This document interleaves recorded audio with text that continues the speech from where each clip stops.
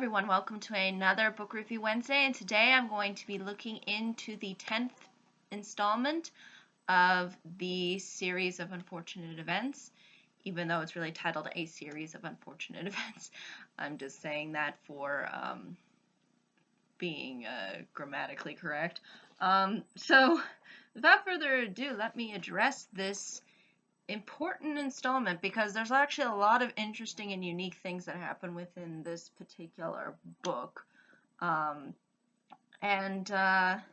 going to be addressing that today. Now, if you haven't seen any of my previous videos discussing this series, I suggest that you watch all of the videos beforehand, before watching this one, so there is no confusion and that you totally understand what I am saying. So, without further ado, let me address this 10th installment, The Slippery Slope. This one is rather interesting because it starts off basically with one of the orphans being captured, in this case, Sunny, the youngest Baudelaire orphan. And basically the other two, Klaus and Violet, are trying to ultimately save her throughout this entire book.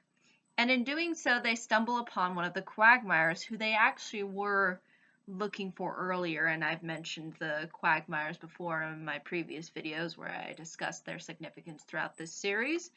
And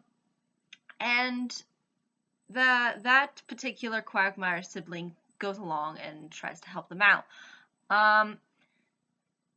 While also, I think, wanting to find his other siblings, because there's 3 Quagmire siblings as well as 3 Baudelaire siblings. And so they sort of develop a connection, and basically they end up discovering a lot more as this book goes on than what we usually see throughout this series. And the pieces are kind of starting to come together, but also, again, leaving the mystery open, which is what the author of this series, Lemony Snicket, does such a good job of.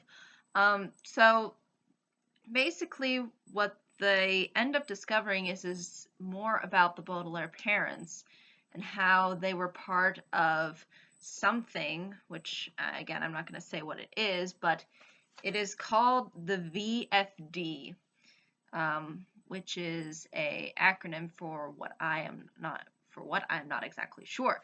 But because we don't discover that, I believe, really within this book, so much as we see what it ultimately kind of is, and how not only are the Baudelaire orphans' parents being potentially involved, but also Count Olaf as well.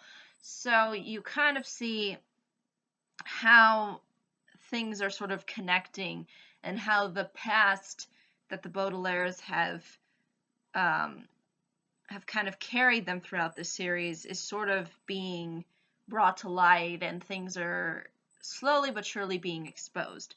But again, like I said before, there is a cliffhanger sort of within this book. So it really does leave you, again, wanting more. And I think this is a very well executed 10th book, because it gives you what you ultimately want out of a series like this. You want more information to come out, and you want to see what ultimately is really going on and what it's all amounting to. And I think this 10th book really does a good job in sort of nailing that point very well, while leaving some things open to the next installment. So again, it does what a good it does a good job of maintaining the series and also progressing it too. So it does keep your interest, and you know, there ultimately sometimes ends up being maybe more questions than answers. But at the same time, there are things that are sort of trying to be put into place, and things that the Baudelaires discover that sort of amount to a significant weight as far as understanding where they came from, or basically what kind of lives their parents had, sort of maybe even hidden from them, and how that plays a role in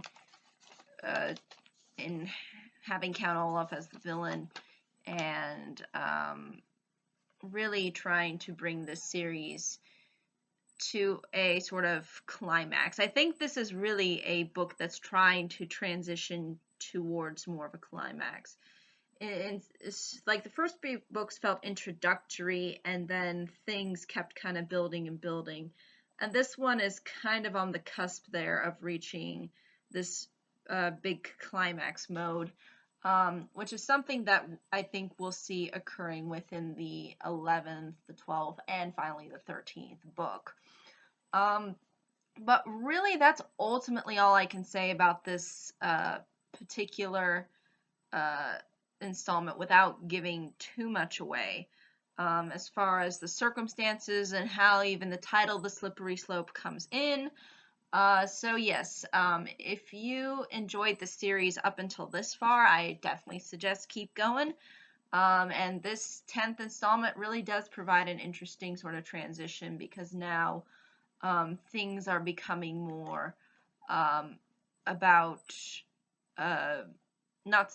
they're becoming not so much about having these other outside characters, but really kind of bringing back in the main villain as well as the main characters. So I think that's also too something that's really what shows you that the series is going into a climactic stage, because we have the good guys versus bad guys sort of coming closer together.